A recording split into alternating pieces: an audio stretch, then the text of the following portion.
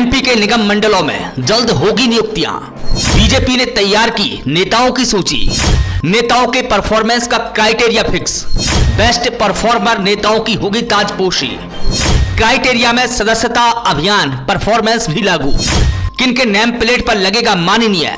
कौन होगा निगम मंडलों की रेस से बाहर। देखिए स्वतंत्र इंडिया न्यूज की यह खास रिपोर्ट। मध्य प्रदेश में निगम मंडलों में नेताओं की नियुक्तियों का इंतजार थोड़ा और लंबा हो गया है, लेकिन बीजेपी सूत्रों का कहना है कि पार्टी के प्रदेश अध्यक्ष के चुनाव के बाद ही निगम मंडलों में नेताओं को एडजस्ट किया जाएगा। हालांकि जिन्हें नियुक्तियां मिलनी है उनकी लिस्ट बीजेपी ने तैयार कर ली है।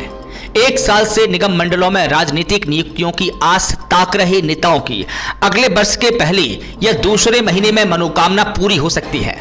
बता दें कि निगम मंडल में पद पाने का फॉर्मूला बीजेपी ने पहले ही तय कर लिया है, यानी सदस्यता अभियान और संगठनात्मक चुनाव में अच्छा काम यानी कि बेस्ट परफॉर्मेंस करने वाले नेताओं की ही ताजपोशी होगी।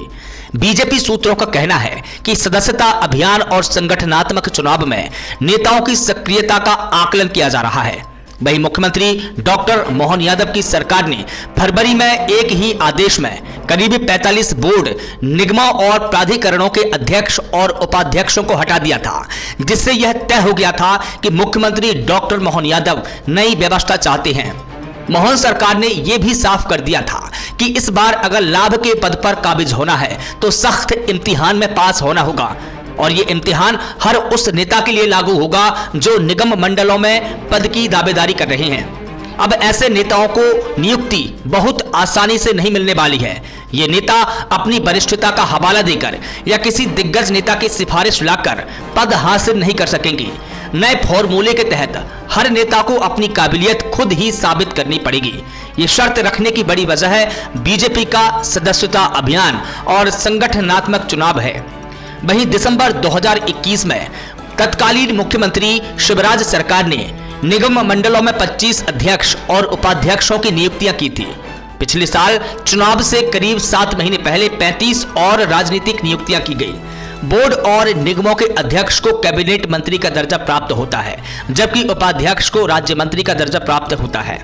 शिवराज सरकार ने अपने चौथे कार्यकाल में 50 से ज्यादा पदों पर राजनीतिक नियुक्तियां की थी।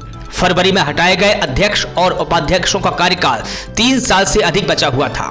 प्रदेश में नए चेहरे के साथ नई सरकार के काबिज होते ही नेताओं को इंतजार है कि निगम मंडलों में नियुक्तियां कब होगी। बहुत से नेता अपनी दावेदारी भी जता रहे हैं, लेकिन हर बार किसी न किसी वजह से निगम और मंडल में नियुक्तियों का मामला उलझ रहा है।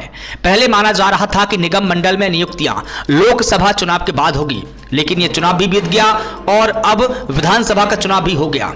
नियुक्तियों का सिलसिला फिर भी शुरू नहीं हुआ है।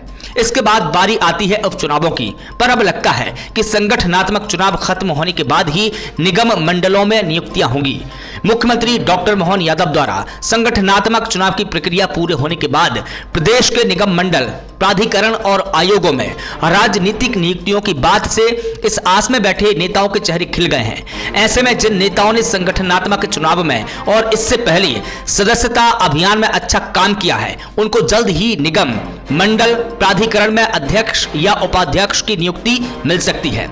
आपको बता दें कि बीते दिनों मुख्यमंत्री डॉक्टर मोहन यादव ने पार्टी के कार्यकर्ताओं को संगठन में अच्छा काम करने पर निगम मंडलों में राजनीतिक नियुक्तियां देने की बात कही थी। तभी से कार्यकर्ता अपने अपने क्षेत्र में पार्टी संगठन के काम में जुटे हुए हैं और काफी रुचि भी ले रहे हैं। अब मुख्यमंत्री द्वारा संगठनात्मक चुनाव के बाद निगम मंडलों में नियुक्त किए जाने की बात से इन नेताओं को उम्मीद जागी है।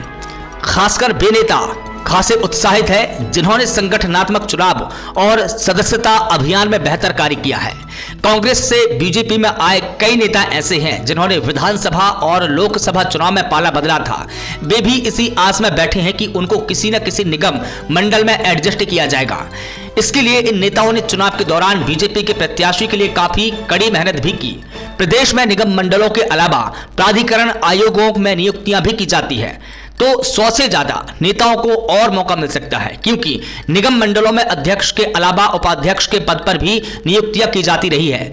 वहीं आयोग में अध्यक्ष के साथ सदस्य भी बनाए जाते हैं। जानकारी के मुताबिक राज्य सूचना आयोग में वर्तमान में मुख्य सूचना आयुक्त के अलावा 3 आयुक्त हैं, जबकि यहां पर 10 आयुक्तों की नियुक्ति की जा सकती है।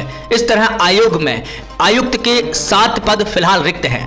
पूर्व मुख्यमंत्री शिवराज सिंह चौहान की सरकार में कई बोर्ड का गठन किया गया था, जिनमें राजनीतिक नियुक्तियां की जाती है।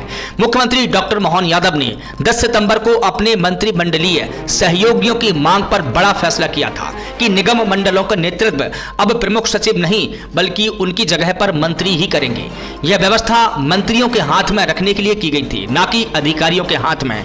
इस संबंध में आदेश भी जारी हुआ और उसके बाद मंत्रियों ने तत्काल अपने अपने विभाग से जुड़े निगम मंडलों में अध्यक्ष का पदभार ग्रहण कर लिया है। अब ऐसे में देखना होगा कि मध्य प्रदेश में लंबे समय से अटके निगम और मंडलों में नियुक्तियां कब की जाती है। हालांकि निगम और मंडलों में पद की मांग को लेकर नेता लंबे समय से इंतजार कर रहे हैं। ऐसे में देखना होगा कि किन के नाम पर माननीय लगेगा और किन के हाथ से ये रेस बाहर जाएगी।